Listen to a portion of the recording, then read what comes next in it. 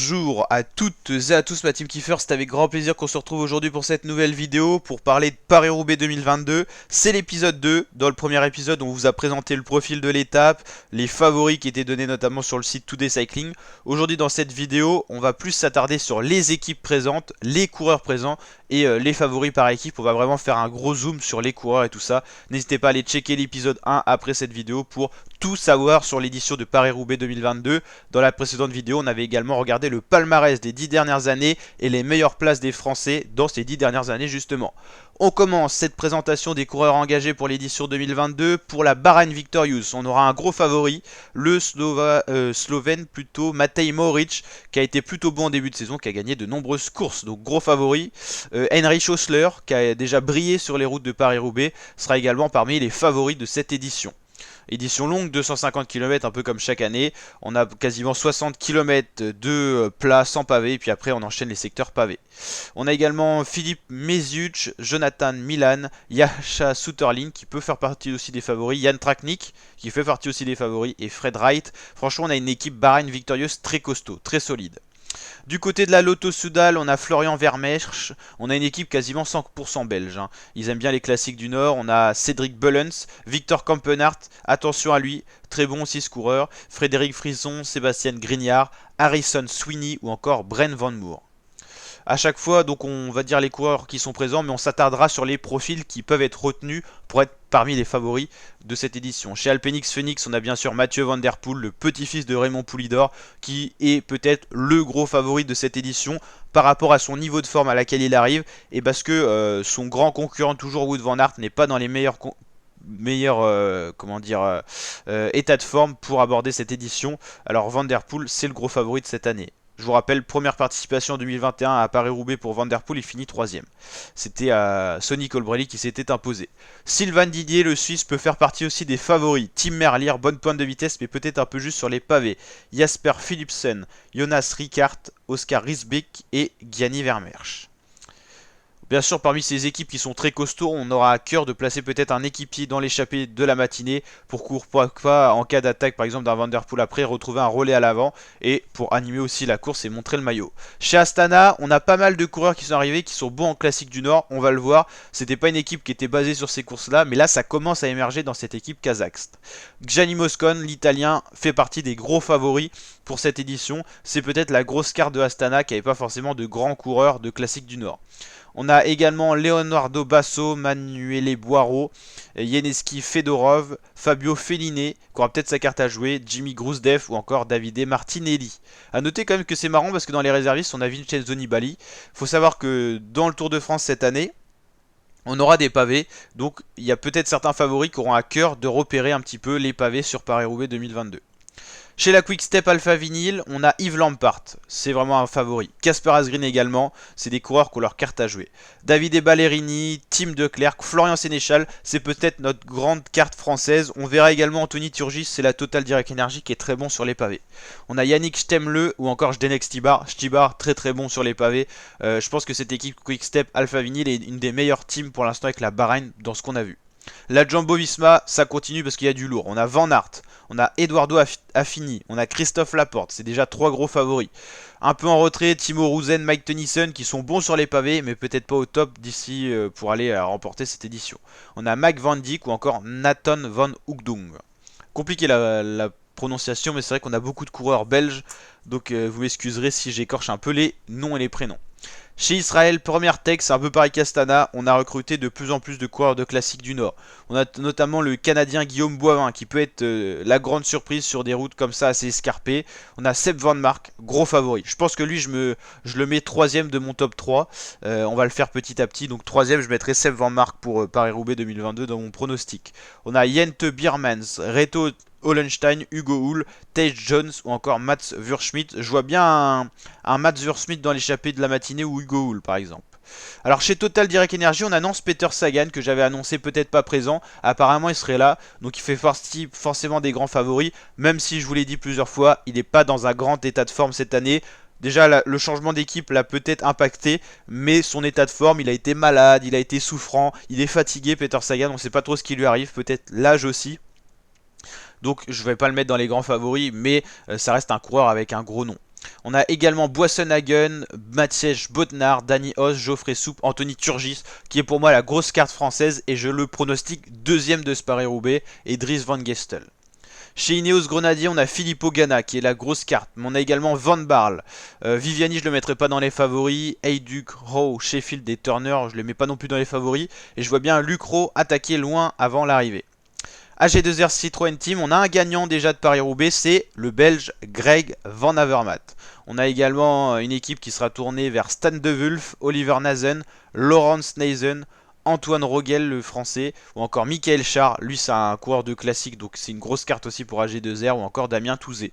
Ce qu'on peut remarquer, c'est qu'il y a beaucoup d'équipes qui, il y a quelques années encore, qui n'avaient pas beaucoup de gros coureurs dans les classiques du Nord, Astana, AG2R, Israël, et ça commence à recruter, parce que maintenant les équipes se doivent d'être bonnes sur tous les terrains.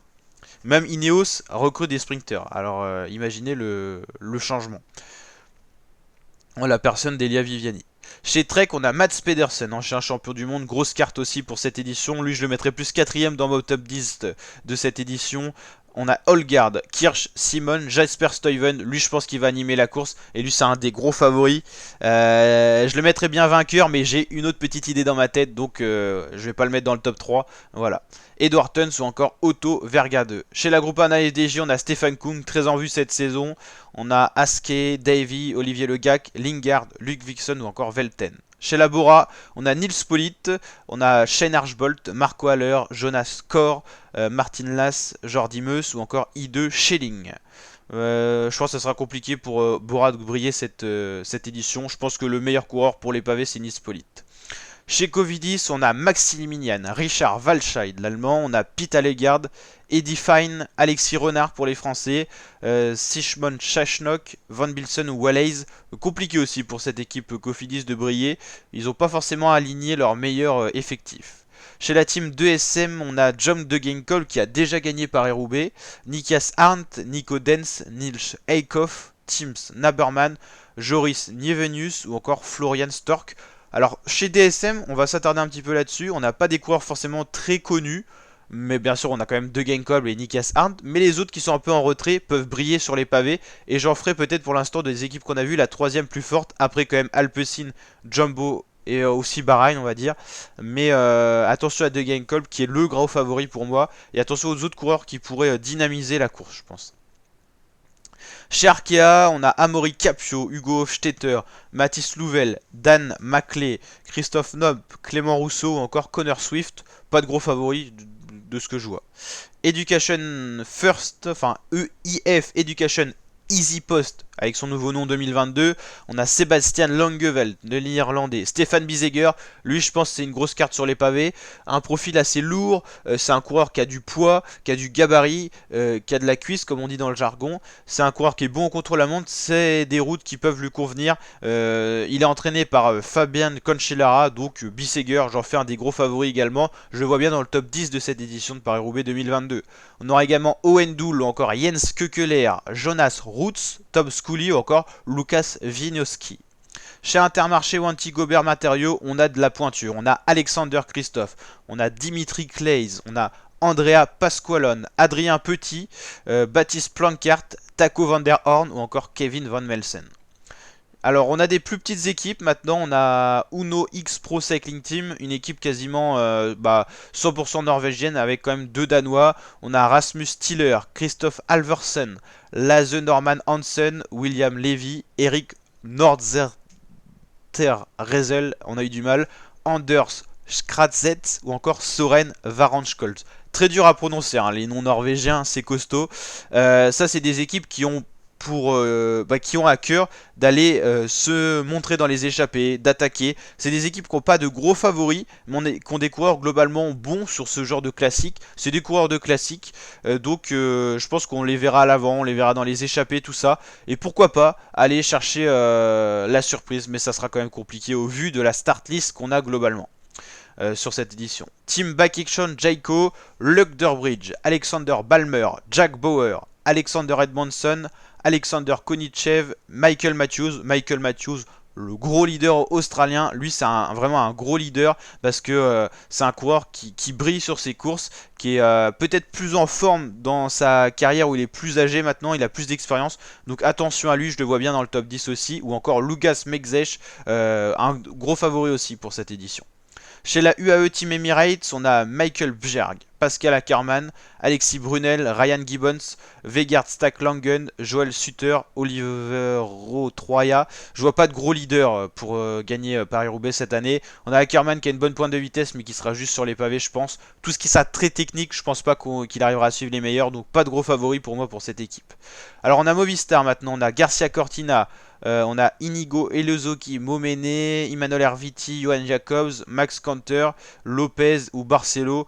À part Johan Jacobs, je vois pas quelqu'un qui sera dans le groupe des meilleurs vers la fin des secteurs pavés.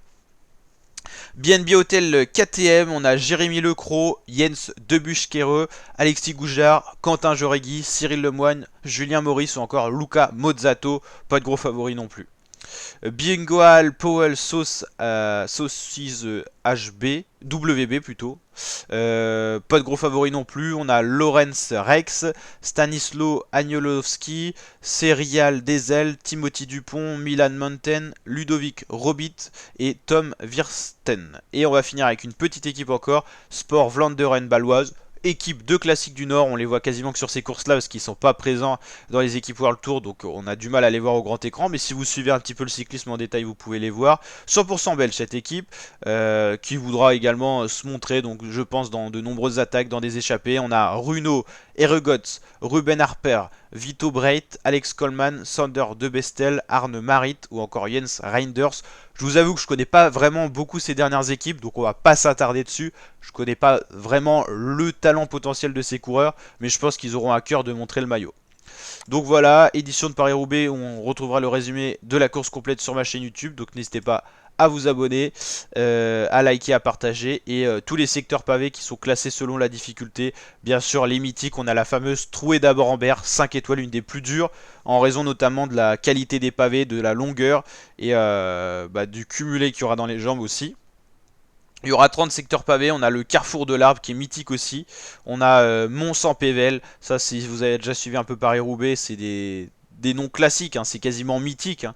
Des moins connus, par exemple aussi tout ça, ça me marque pas forcément. Alors qu'est-ce qu'on a aussi de très connu? Ok. Ouais. Campan en Pével, ouais, c'est sûr. Bon, la ville de Roubaix, c'est classique aussi. Donc la team, n'hésitez pas à liker la vidéo si elle vous a plu, vous abonner, partager. Je vous dis à très bientôt pour de nouvelles vidéos. Ciao!